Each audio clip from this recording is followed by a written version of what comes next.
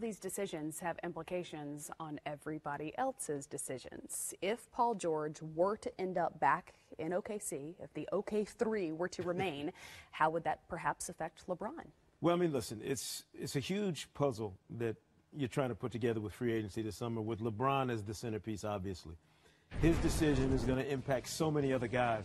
Paul George obviously would be one of the pieces, one of these, puzzle pieces that you want to have if you're the Lakers in Los Angeles and trying to convince LeBron James to come join you there.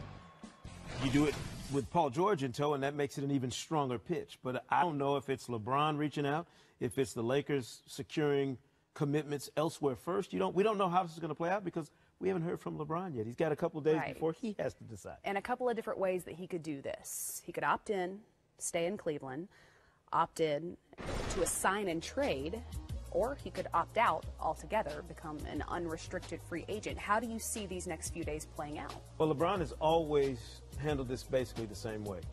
He goes for the most leverage in his camp. So he'll opt out and sign a new deal, whether it's with Cleveland or somewhere else.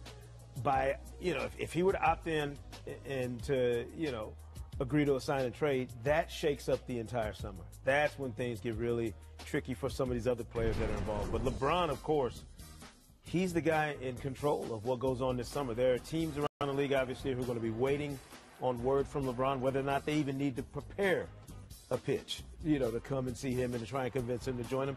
If not, that allows them to go some different directions in free agency. But the main players, the teams with the money, the players who are going to be involved, they're all going to be sitting around waiting to see exactly what LeBron does. So even if he opts in, it doesn't mean that he's staying with the Cavaliers. It could, though, mean some other options for some of those teams out west, like a team like the Houston Rockets, who already took the reigning champions to 7 games in the conference finals. Yeah, it gets really dicey for the Rockets because LeBron's initial action, in a couple of days is going to determine how they proceed. You got to remember all the free agents that they have to take care of and guys that they have to have under consideration. Clint Capella and Trevor Ariza, most importantly, and then, Chris Paul. You got to get something done with him as well. So the Rockets took a risk last year when they made their team the way they did to go after the Warriors. Now they have to reconfigure that team again this summer with or without LeBron James as a part of it.